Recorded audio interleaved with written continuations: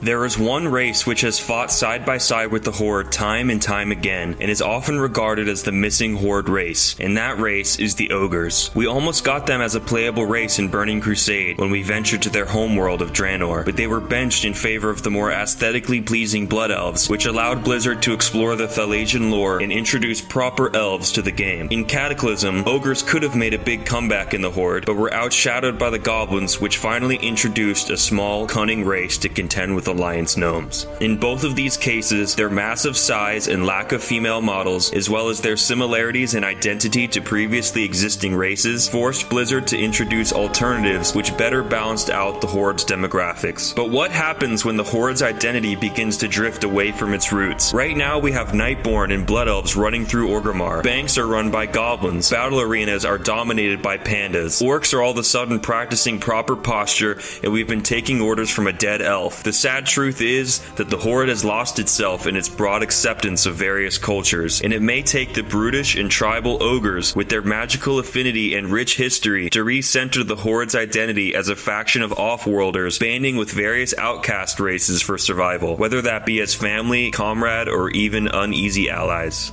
The Ogres are descendants of Grond, a massive elemental giant created by the Titan Agramar to vanquish the Evergrowth and liberate Draenor from a hive mind plant invasion. From his lineage spawned the Gron, Ogron, Ogres, and Orcs, which all settled in the fertile lands of Draenor and dispensed with the remaining Evergrowth over the generations. The Gron were at the top of the food chain, with the Ogron and Ogres revering them as gods. The Ogron were larger than the Ogres, and because of this had enslaved them for centuries. It wasn't until the Arakoa introduced the Ogres to arcane magic that they were able to break free of their chains and rebel against the Gron and Ogron. From the ashes of the defeated Ogron civilization, the Ogres created Goria, the largest and most powerful empire that Draenor had ever seen. The giant seafaring empire was home to countless Ogres, ruled by a succession of powerful sorcerers, which greatly contrasted the typical strength-based clan system they shared in common with Orcs. The Ogres were an unstoppable force until they made enemies with the elements, which in turn lended their power to the Orcs, sundering the great nation-state into a fiery oblivion and massacring thousands of Ogres. It was in this weakened state that Gul'dan offered them even more powerful magics in exchange for their might. Under the old Horde, their magical abilities were amplified by various means, creating a new breed of Ogre Magi, which helped the Horde to decimate the High Elves' magical defenses and lay waste to their enemies. While most chieftains are mighty barbarians and warlords, they almost always have at least one Ogre Magi assisting them. The Ogre Magi that remained loyal to the Stonewall are welcomed in the Horde to this day, while the Alliance views them exclusively as savage enemies. There are many paths that Blizzard could take when introducing playable Ogres to the Horde. The first one is to use the Warlords of Draenor timeline, since the Gorian Empire, led by Imperator Margok in Highmaul, was forced to align with the Iron Horde, supplying them with knowledge and magic in exchange for their lives. While their alliance was essentially slavery, it would allow Blizzard to explore the Ogre continent we never got to see in WoD, and would be the easiest way to shoe in a full-fledged Ogre civilization. The next few paths involve the various Ogre clans that exist in our timeline, which mainly includes the Dunemaul and Stonewall clans. The Dunemauls of Tanarus are technically allied with the Horde, but they would be a poor choice, given that most of them were enslaved by the Nathrezim during the Legion invasions, and the Gorduni Ogres of Dire Maul referred to them as covered in poo, inferring they were too smelly and uncivilized to be a playable race, even by Ogre standards. The next clan is the Stonewall clan, which split into two groups after the events of the Second War. One clan sailed west to Kalimdor, and the other remained in northern Lordaeron. After the schism, an ogre chieftain named Mugthol led his clan into the Plaguelands and prepared his ogres for a battle in the hills. He was later possessed by Sylvanas and manipulated into battling with the Dreadlord Varimathras. She sent him to Alterac to retrieve the Crown of Will, but instead of returning it, he donned the crown and regained his will. Angered at Sylvanas, Mugthol established his people in the Alterac Mountains and renamed them the Crushridge clan, where he organizes assaults on both factions to this day. Because of the history between Mugthol and the Banshee Queen, it is highly unlikely that the Crushridge tribe would ever join the Horde. This leaves us with the remnants of the Stonewall clan who migrated to Kalimdor. The remaining Stonemalls settled in Stonewall Village in the Dustwalla Marsh, where a feud erupted over leadership of the clan. Korgal, wielding the legendary axe Serathil, was able to climb the ranks of the Stonewall hierarchy, where he ruled over his fellow ogres with an iron fist. A massive arena arena was erected in Stonewall Village to test any and all who would challenge the chieftain's reign. It wasn't until Rexxar, champion of the Horde, was able to survive Korgal's gauntlet and depose him in Mak'gora that the Stonewall were finally liberated. When it was time for Rexxar to depart, he appointed the ogre Mak'gora as chieftain of the Stonewall clan, who proved to be just as cruel and ineffective as his predecessor. When Onyxia and the Black Dragonflight assaulted Stonewall Village, Mak'gora led the clan to the much smaller Brackenwall Village and never organized a counterattack. Fearful that Mak'gora would lead their clan into ruin, the Stonewall ogres reached out to the Horde once again, who promptly exiled the chieftain and restored balance. For years, the Stonewall fortified Brackenwall Village and bolstered their military strength, and during the Cataclysm, a sizable army of Stonewall was led by Orgon Ogreblade into Feralis to defeat the Gorduni and take Dire Maul for the Horde. When speaking to Orgon at Stonewall Hold, you have the option of asking her why the Stonewall joined our side, and she says the following: "The Stonewall served the Horde. During the founding of Orgrimmar, when Kalimdor was being tamed as our people's homeland, the hero Rexxar defeated the chief of the Stonewall Ogre clan. They have served the Horde ever since, and I've called them in here to do the heavy lifting against the Gorduni clan." The Stonewall were also active during the Pandaria campaign, with Brackenwall Village sending Ordok as emissary to support the Horde's influence in Pandaria. So we have clear evidence of the Stonewall going out of their way to assist the Horde. Since the Stonewall are directly involved in the conquest of Dire Maul, the ancient city is a very likely capital for the Ogres. It was once the shining city of Eldra Thalas, one of Queen Ashara's highborn capitals, and is now inhabited by a trifecta of Gorduni Ogres, Satyrs, and Shendralar Elves, the latter of which have already joined the alliance. If these three forces can be deposed, the Nightborn would have a huge part to play in helping the Ogres navigate the city and deciphering the magical texts. Dire Maul could one day be the magical capital of the Horde, rivaling Dalaran and the Kirin Tor, with a combination of Ogre Magi, Sunreavers, and Nightborn. The story could be told through a Feralis warfront, with Stonewall Hold battling Feathermoon Fortress for control over the ancient city. Interestingly enough, it was the wolf Ancient Goldrun which defended Eldra Thalas during the War of the Ancients, which opens up the possibility of Goldrun returning and choosing a new champion, as well as a possible Night Elf Worgen allied race. The Ogres are seen as a brutish race, but as they have demonstrated throughout history, begin to civilize and expand rapidly once introduced to magic due to their titanic ancestry and affinity to the arcane. For this reason, the twisted arcane magics within Dire Maul, with its gargantuan architecture and easy access to the sea, make it the perfect place for the Stonewall to set up shop and begin to build the second great ogre empire. The return of the orcs, ogres, trolls, and goblins all fighting side by side as they did in the Second War would be an amazing thing for the identity of the Horde. Everyone fears the ogres for their brute strength and magical prowess, and everyone knows that there are already clans of ogres fighting alongside the Horde. For these reasons, let us reforge this age-old alliance and elevate the ogres to their proper place in the Horde roster as the tribal brain and brawn and backbone of the Horde.